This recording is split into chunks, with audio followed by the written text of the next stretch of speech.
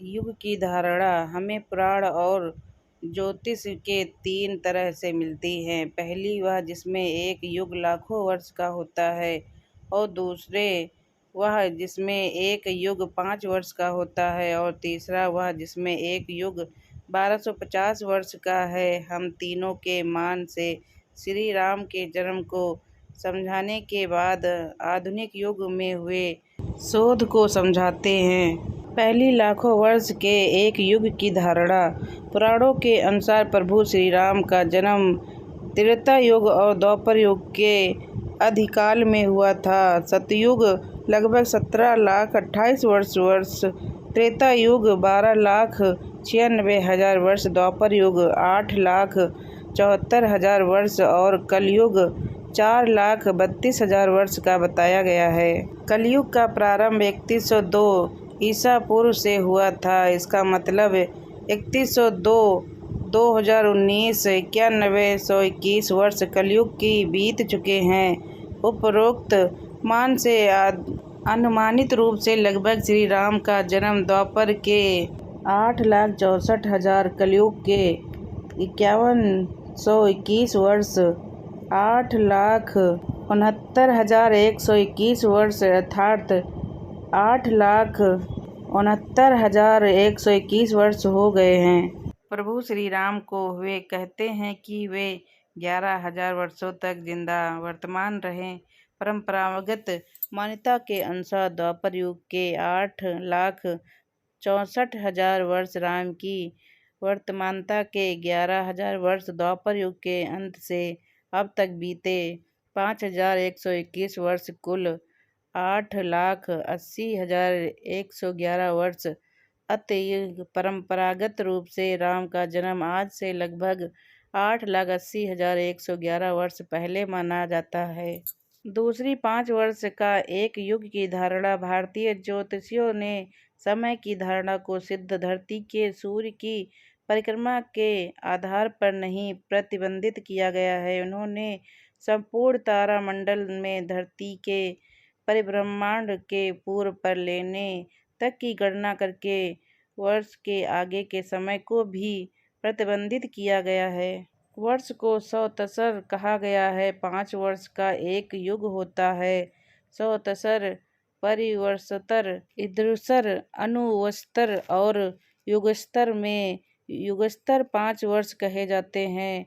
बृहस्पति की गति के अनुसार प्रभाव आदि 60 वर्षों के 12 युग होते हैं तथा प्रत्येक युग में 5-5 वस्त्र होते हैं। 12 युगों के नाम हैं: प्रजापति, धाता, वर्ष, व्यय, खर, दुर्मुख, प्लव, पराभव, रोधकृत, अर्नल, दुर्मति और क्षय। प्रत्येक युग के जो 5 वस्त्र हैं, इनमें से प्रथम का नाम संवत्सर है, दूसरा परिवत्सर, तीसरा ऋतुस्तर, चौथा अनुवत्सर और पांचवा युगस्तर है। इस मान से देखें तो कलिकाल के 5,121 में ही कई युग बीत गए हैं। 1250 वर्ष का एक युग। एक पौराणिक मान्यता के अनुसार प्रत्येक युग का समय 1250 वर्ष का माना गया है।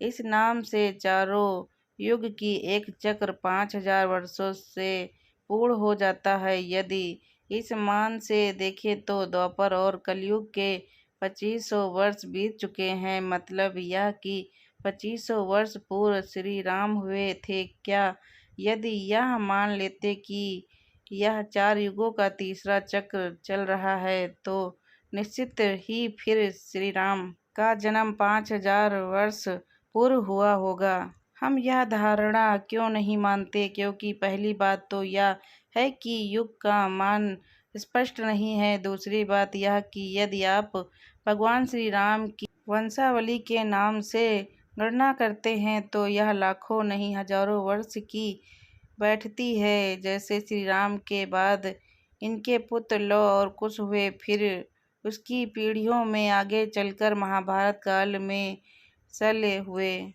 एक शोधानुसार कुश की 50वीं पीढ़ी के शल्य हुए, जो महाभारत युद्ध में कौरवों की ओर से लड़े थे। इसके अलावा शल्य के बाद वह तच्छ, रोहतच्छ, वस्त्ररोध, प्रतिवयम, दिवाकर, सहदेव, ध्रुवाक्ष, भानुरथ, प्रतीतच्छ, सुप्रतीप, मरुदेव, सुनक्षत्र, किन्नराक्षो, अंतरिक्ष, सुषेण, सुमित्र, ब्रह्मध्वज, धर्म, कृतज्ञ, व्रात, वडाज्य, संजय, शाक्य संशोधन, सिद्धार्थ, राहुल, प्रसेनजीत, क्षुद्राक, कुलंक, सुरथ, सुमित्र हुए। वर्तमान में जो सिसोदिया, कुशवाहा, कछवाहा, मौर्य, शाक्य,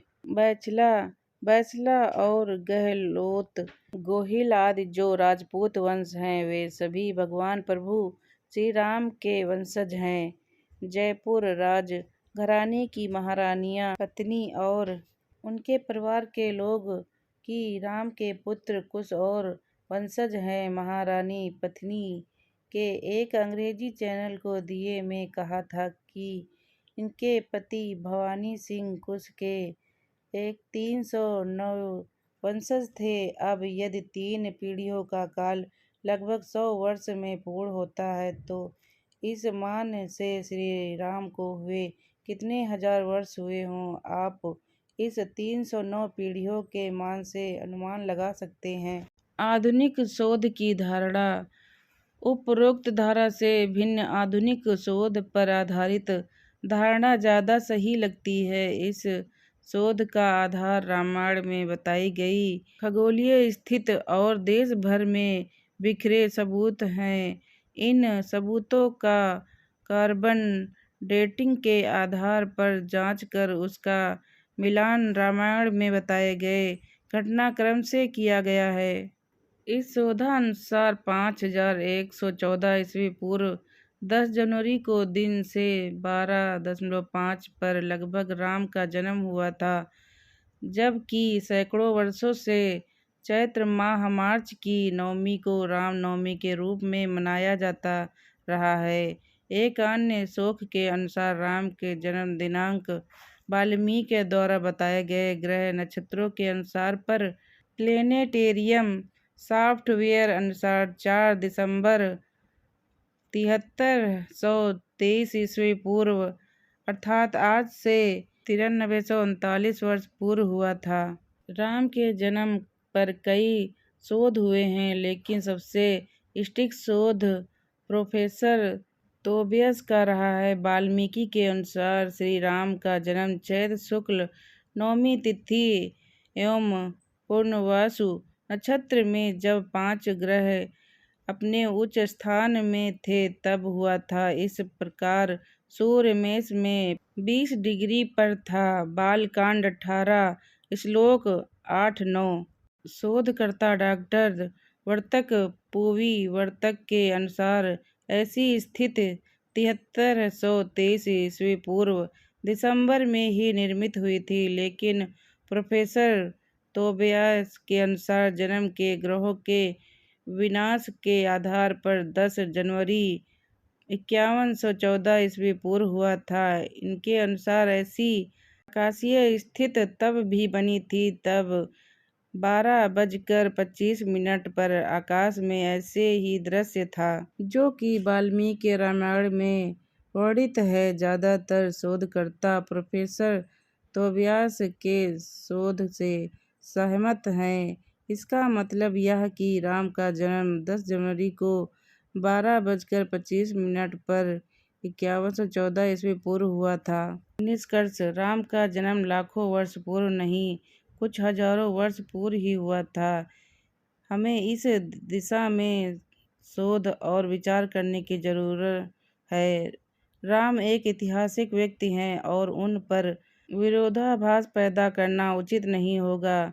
जरूरत है कि पुराण और अन्य ग्रंथों की बातों को छोड़कर वाल्मीकि रामायण में जो लिखा है उसे सत्य माना जाए, क्योंकि महर्षि वाल्मीकि ने ही भगवान राम और उनके काल के बारे में उचित वर्णन किया है।